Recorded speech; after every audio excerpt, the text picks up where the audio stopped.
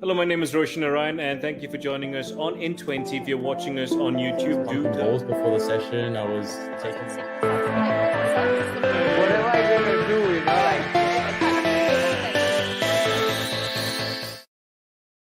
Hello and welcome to In20. Our guest today is B. Sathianathan, and back in 2009, the man was quoted as saying, "I expected it, and I wish FAM and the players the best. I have no complaints, but if I'm being sacked because I said that the M League is not football, then I accept the decision in good faith." It is 2020, coach. Nothing has changed with you. I have much respect for who you are as a person, as a coach, for whatever you've done for my club, Selangor, still fan, PJ. But nothing has changed from you. You say it as it is, and everybody knows that recently you were involved in a very horrible incident whereby you were at the wrong end of some idiots who racially abuse you. They call you Kaling.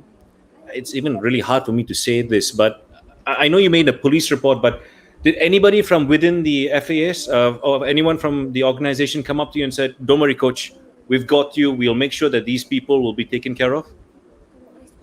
The only thing that I got assurance from the so-called the officials of Selangor at that time was they will do something about it through their media.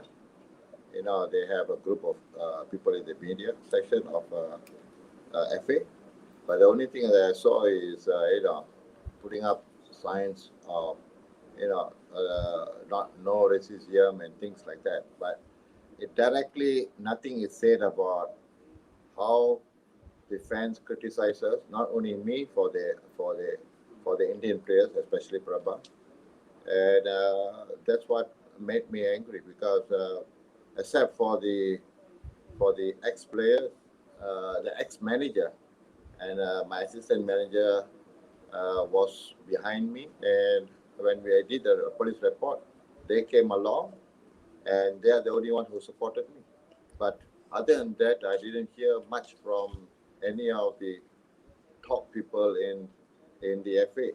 I kind of think like they were more in favor with the fans than the team. Actually, the team, especially me and the Indian players.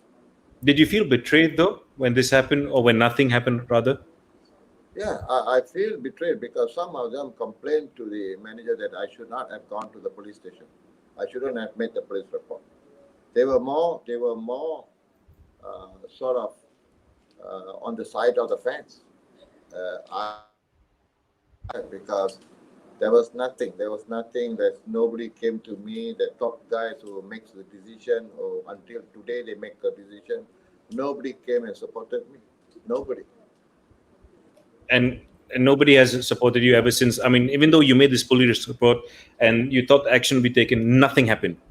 Nothing happened. Nothing happened. The police actually now and then they send reports to me saying that they're still going through things like that. But Yep. some of the fans have stopped because maybe they know that I did a police report. But other than that, I don't think so. Any of the FA people, actually, other than the former manager and the assistant manager, plus one of the VPs was with me. The rest, I think they didn't even bother about it. Okay. That okay. I completely understand that situation, but do the fans know actually what's going on behind the scenes? You look at even for me, for that fact, you always look at the team playing. Unfortunately, we're on the wrong end of a scoreline against JTT that led to Yeah. you parting ways with Selangor. But in order for a football club to run, do they know what's actually going on and how the club works? Well, if you ask me the question, the difference is this. Actually knowing what is going on and actually not don't want on purpose to know what is going on. You know, Yep. if things are to be asked, and then when I say something, then they do something about it, then they would have changed things. But I think they didn't even bother to ask me my opinion about this particular thing, like the racism and things like that, how to counter the fans, and you know, you must educate the fans. I can't I can't blame the fans. The fans are what they think they Mm. know. They actually don't know the story of why Prabha is playing on the left, or why the team has lack of one left back and things like that. So most probably they explain, like this year they explain more things about Selangor 2 than Selangor 1. Mm. And just imagine the defeat when on the day of the game against JDT, there comes a picture of Michael, the Selangor 2 coach, Yeah. and they put the lines like the mastermind, the the the perfect one, things like that. They're praising him. But on that day, Selangor 1 was playing against JDT 2, and the next day, JDT 1, and the next day, Selangor 2 was playing against JDT 2. Mm. But the master, I was, like never mentioned, things like that. A big picture of him with a file, looks very like a professor, like, you know, the mastermind and things like that. But when they lost 6-1, when I lost 6-1, there's a lot of people who criticize me, but none talk about Selangor 2 being trashed by Johor JDT 2. Mm. 6-1, the same score. But So maybe he's a white man. He's a different guy. A white man is different. A black guy. So black matters for them, but it doesn't matter for them. So it's only the white. that's some strong words, Coach. And I know where this is coming from. Because do you feel that deep down inside that you made the scapegoat? They were just waiting to get rid of you and then replace you. Do you think even this person, Michael, was actually brought in to see, like, okay, wait till he messes up, and then when he does mess up, we get rid of him and then we replace him? Yeah, that is the first. There was the intention. I think when you make a TD, they don't understand the role of a TD. A TD is someone that oversees the development of youth and the structure of coaching, educate the coaches.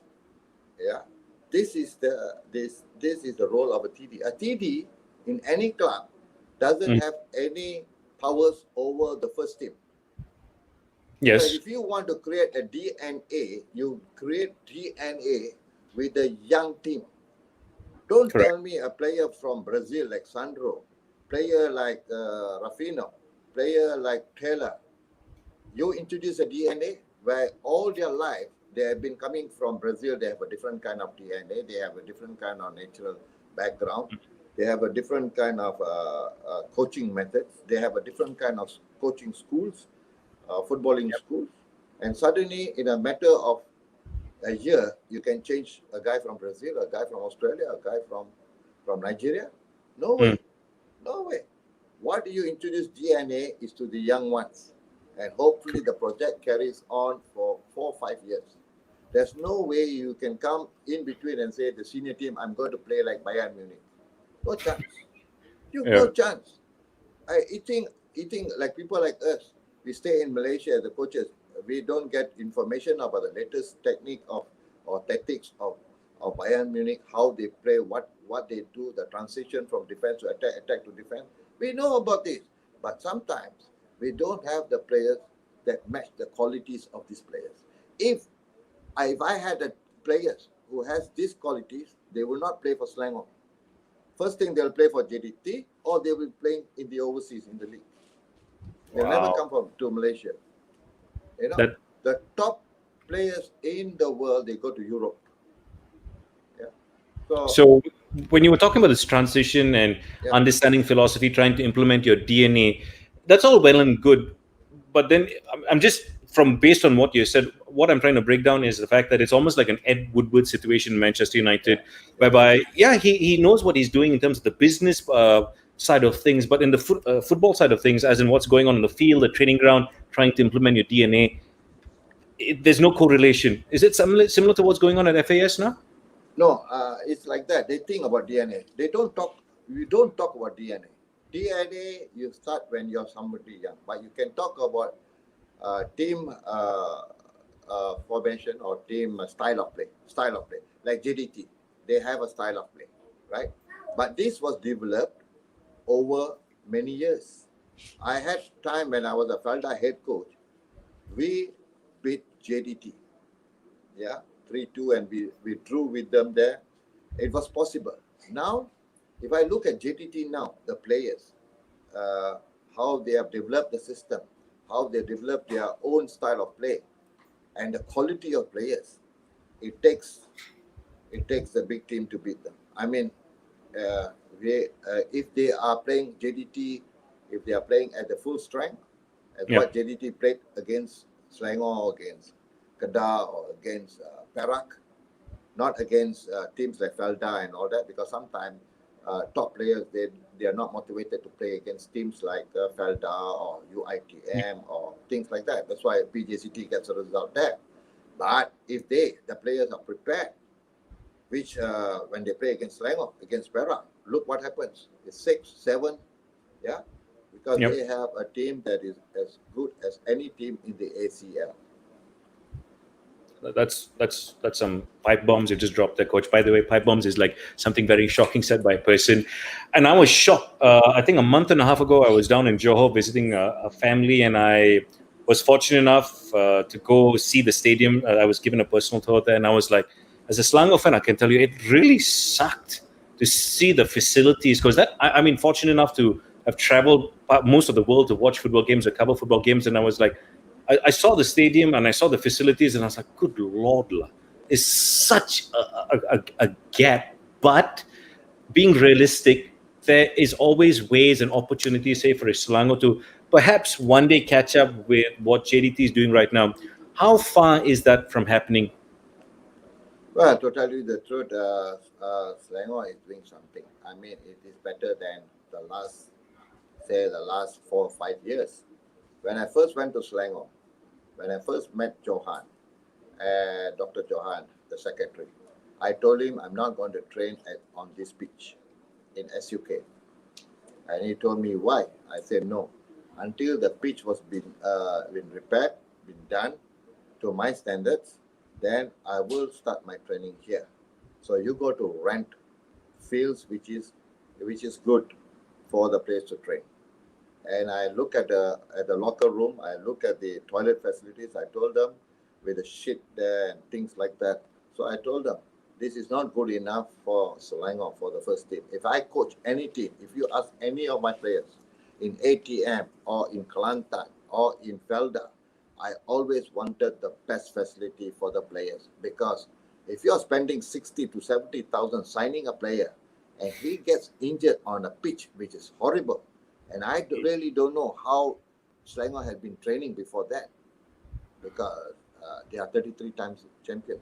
So they didn't have the facility. So one thing good about Dr. Johan and people in AFA, they started returfing the field, started to rebuild the facilities, and they have done it. And they have maybe it's not as good as JDT, but a decent one. So ask anyone, it started with me. So there it goes. But JDT is far out. But we don't. We should be envious of JDT, but we have to build slowly, or whatever means that we have. But we have to do it. We slowly have to match all the facilities and have a facility for a football club, because it's going to be an FC, not an FA. So when you are in the professional world, do what the professionals do. And how do you see the transition happening from, an organization run by the state to a private entity? Well, it's just talking about changing names. Really doesn't concern me. Doesn't matter. Actually, whatever name, FC, FA, or SC, or things like that. What is important is how you run an FC. Yeah. If you have still the same people who don't know about the technical terms and running the football team, that is a problem. Leave it to the technical expert about teams. Learn from them. Learn. If you have a TD, go ahead. Learn from Michael. What is needed? That is the future they have to take. But don't come and tell, this player is... one time when I asked for a left back in Selangor, what they told me, that player is not good enough for Selangor. Who decides? Me or the people in the office? Yeah.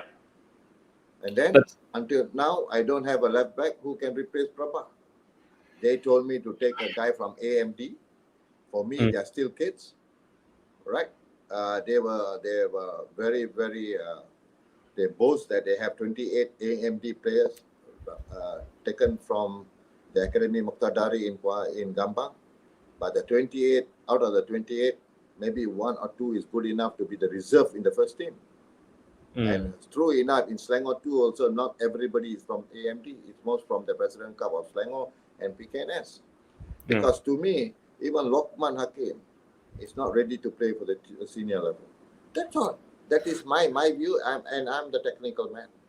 But one guy, one joker from the FA officials came and told me, Coach, would you want to put Lokman Hakim in the first team? Let him train with the players. I said no. If he's not good enough, he's not good enough. He should train with the Selangor too, with Michael.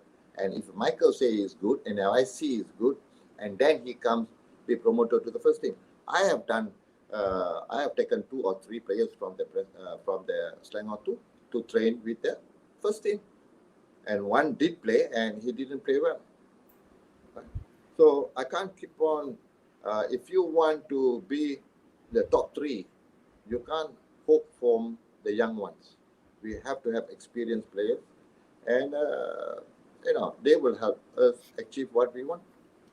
Now, Coach, I'm not saying this because I know you personally, but you're a man's man. You actually will say it as it is. If you are having troubles trying to tell people, how to do certain things when it comes to football, which is your line of work, which is your expertise, what hope does a foreigner who comes here to Malaysia, just not for Selangor, but for any other club here, do they ever have a chance to implement their thought process here? If certain people at certain levels at the club are telling you what to do? Well, first of all, I like to say this. It's not all foreign coaches are bad. They are good coaches. I work with Michael. Yes. I know that certain foreign coaches are worth their money. Yeah, but they are not everything. If I were to say something and Michael were to say something, they will believe Michael because he comes from Germany. Yeah, I actually had a coach who invited me to coach in UAE to be his assistant, but his request was that I change my passport to a Brazilian passport. Why? Yes. And he said he can be my assistant if you have a Brazilian passport, because the Indians there in UAE was all the guys that work, a tea boy, works as the gardener, and then the impression of the Arabs with the Indian as a coach, they will not respect. It same goes here most of the time. So when a white man speaks, everybody follows.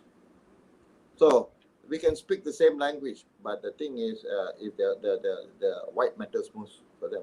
So if they come and say things, I think. But if you give them enough time, if a good foreign coach or a local coach, if you give enough time to build, okay, if you are given a 1-year contract, what do you think? You are going to build for the future? No, you're going to build a team for that season, and you play your tactics according to the strength of the players. Yeah, you cannot set a playing style, because if you want to set a playing style, for me, you must go out and get the players that you want. But in Malaysia, in this country, the first thing, the player that we want to select or to pick him to play for our club, his first choice will be JDT. Don't run away from fact that any good players in this country, if you ask them, their first preference is to go to JDT. Even though they don't have a chance to play. No chance. Yeah. It has been an absolute pleasure, Coach. I'm so sorry that it's only 20 minutes. I would love for you to come back onto the show sometime very soon. I think there's a lot more you can teach us, the fans, as well as other people in the footballing world. I really thank you for your time, Coach. It's been an absolute pleasure. Thank you very much. Thank you for inviting me for your show, and I hope for the best for your show. Thank you very much, Coach. And thank you for doing whatever you did for my team, even though right now we're going through a transition. Don't forget to catch all the highlights on our Twitter, Instagram, and Facebook page. And if you're watching us on the Rakyat Post, thank you very much. And if you're watching us on YouTube, do turn on the notifications button. Till the next time, bye-bye.